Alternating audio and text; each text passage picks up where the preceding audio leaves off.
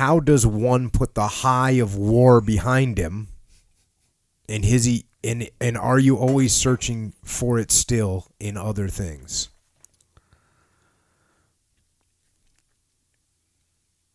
Have I transitioned to civilian life? Kind of ish, a little. I just don't like it. I mean, it's terrible. Like, there's no action. I mean, there's no. You don't go in and. Who didn't like going to work on a Monday morning? Yeah, it was the best. I mean, and and by the way, you went to work on Sunday. You went to work on Saturday. Yeah. Just every like some of the guys of the team. Oh yeah, it's a weekend. No, we'll be at the team. We're going to be working out. Then we're going to be working on our gear. Then we're going to go have some beer. Then we're going to go out. Then we're going to wake up the next morning and do the same thing on Sunday. And then we're going to come in on Monday. That's what it is. Yeah, because who cares about what else are you going to do? Yeah, what else are you going to do? Like, you go with your friends. Hike. Go with your friends. All my friends are in the team. I know. So it gives you nothing. Yeah. So that's it. That's back to whatever failed relationship I had. Yeah. So that can definitely be a little tricky. Am I searching for other things? Probably. You know. I don't know. That's such a hard question to put in perspective. I mean, I live in New Hampshire now, and I work 40 hours a week, and I do all right, but there's no, the magic in my life is like gone. I mean, that was the magic, the glue that held me together as the teams, and, I got some good families back there, that helped me out, like friends of mine, friends of my family, and like the Murphys, the Daniels, the Downses. I mean, there's just if I don't get to people back home's name, I'm sorry, but I got really good friends that try to help me kind of, but they just have no idea. Like, there's one old team guy from back there that's like from the 70s, and I talk to him and it's like Roger. Then there's a sergeant major, retired 30 years back there, but it's a small town and it's like I drink a lot and. I work a lot too, so I'm kind of functioning that way, but there's no, I don't know. I guess I'm still looking for something, but it's just the high of war is just like, I don't know, I think you could say it's the fucking best.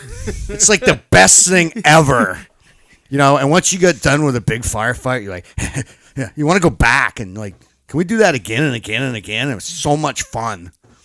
I mean, it sucks. It's hard, but it's great.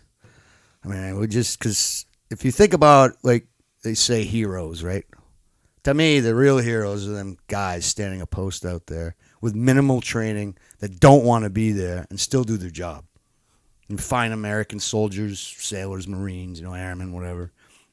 For us, that's our profession. Like, that's like we didn't even want to go home. It's like our blood and our guts. It's in our DNA. That's where we want to be.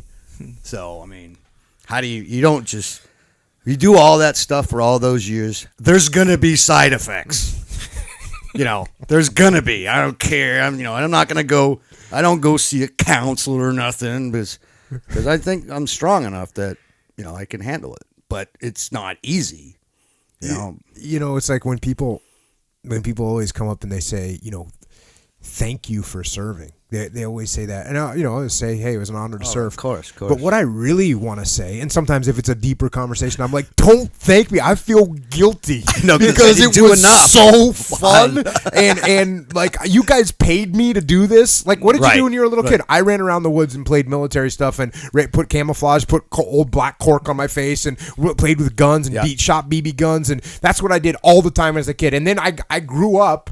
And I turned 18, and then they started paying me money to do the same thing. I know. And then they said, oh, there's a bunch of bad guys. You go kill them. Oh, okay. Yeah. Then we'll give you more money. And then, so people say thank you, and it sort of, it definitely makes you feel like, damn, man, I got so lucky. The day I enlisted in the military, I got so lucky because it was like, it was like the square peg found the square hole, basically. Right. And that's what a lot of team guys are like. And that's why when all of a sudden they go, okay, you can't use that square hole anymore. They pull you out, and there's a triangle there. Yeah. And you're just like, yeah. no, out, it doesn't work.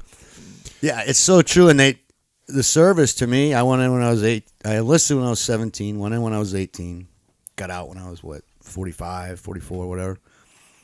And it never lied to me. They always paid me, and they'll pay me for the rest of my life. And everything they said was true. Do this.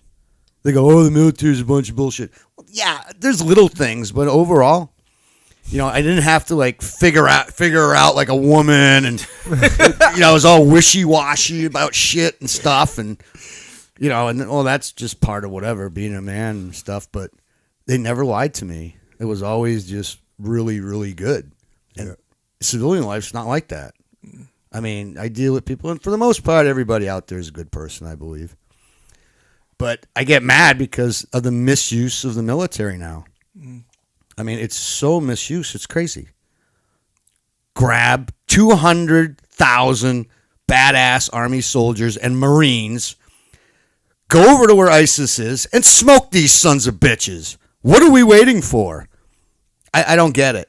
But on the flip coin, people are like, we got to pay the deficit because we don't want our children to pay it.